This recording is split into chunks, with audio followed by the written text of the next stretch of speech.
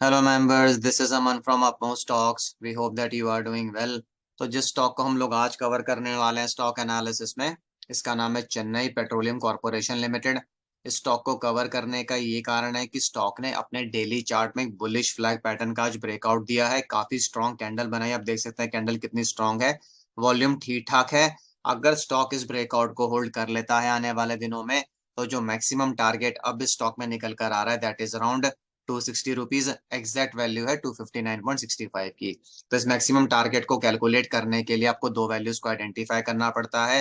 पहली वैल्यू होगी breakout price और दूसरी वैल्यू होगी लेंथ ऑफ द फ्लैग पोल। आपको यहाँ पर एक डायगोनल लाइन नजर आ रही होगी, ये वाली, ये पोल है फ्लैग का। तो इसकी लेंथ को आपको आइडेंटिफाई करना पड़ता है। और जो दूसरी वैल्यू आपको आइडेंटिफाई करनी पड़ती है वो है ब्रेकआउट प्राइस है। तो इस केस में जो ब्रेकआउट प्राइस है दैट इज अराउंड 233.65, और जो लेंथ है फ्लैग पोल की दैट इज अराउंड 26 रुपीज।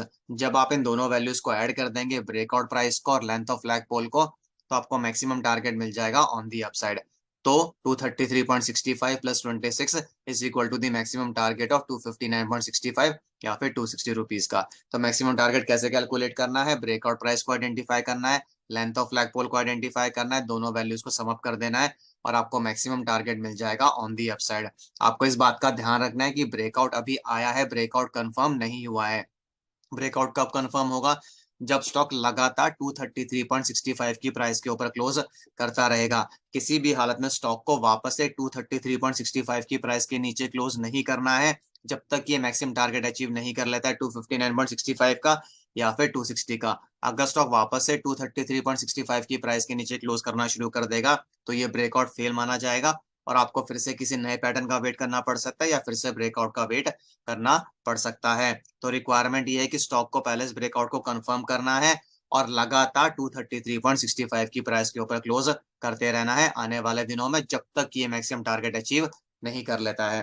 तो मान लेते हैं कि स्टॉक लगातार 233.65 की प्राइस के ऊपर क्लोज करता रहता है आने वाले दिनों में, या फिर इस ब्रेकआउट को होल्ड करता रहता है। तो इंटरमीडिएट टारगेट्स या फिर रेजिस्टेंस लेवल्स कौन कौन से होंगे? तो जो पहला इंटरमीडिएट टारगेट या फिर रेजिस्टेंस लेवल इस स्टॉक में निकल कर आ रहा है दैट इज अराउंड 240 रुपीज। अगर स्टॉक 240 के लेवल को तोड़ देता है, उसको सस्टेन करना शुरू कर देता है, नेक्स्ट टारगेट और resistance level would be around 246 rupees. अगर स्टॉक 246 के लेवल को भी तोड़ देता है, उसको भी सस्टेन करना शुरू कर देता है, नेक्स्ट टारगेट और resistance level would be around 250 rupees. अगर स्टॉक 250 के लेवल को भी तोड़ देता है, उसको भी सस्टेन करना शुरू कर देता है, नेक्स्ट टारगेट और resistance level would be around 255 rupees. और 255 का लेवल तोड़ देने के बाद जो मैक्सिमम टारगेट हमने आपको स्टॉक में बताया है 259.65 का या फिर 260 का, वो कहीं ना कहीं एक्टिवेट हो जाएगा। तो पहला इंटरमीडिएट टारगेट होगा 240 का, उसके बाद 246, उसके बाद 250, उसके बाद 255, और फिर जो फाइनल टारगेट है 260 का, वो स्टॉक में एक्टिव हो जाएगा। ये जो चार इंटरमीडिएट टारगेट्स हमने आपको बताए हैं, ये हर टारगेट रेजिस्टेंस लेवल की तरह भी काम करेगा।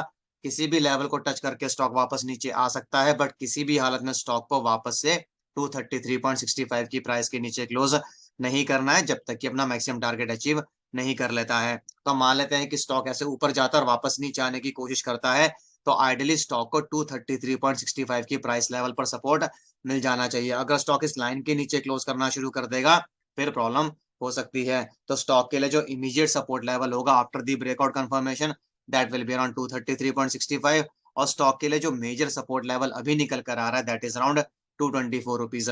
अगर स्टॉक 224 के लेवल के नीचे क्लोज करना शुरू कर देगा, फिर स्टॉक में काफी वीकनेस आ सकती है और हमें काफी शार्प फॉल भी देखने को मिल सकता है।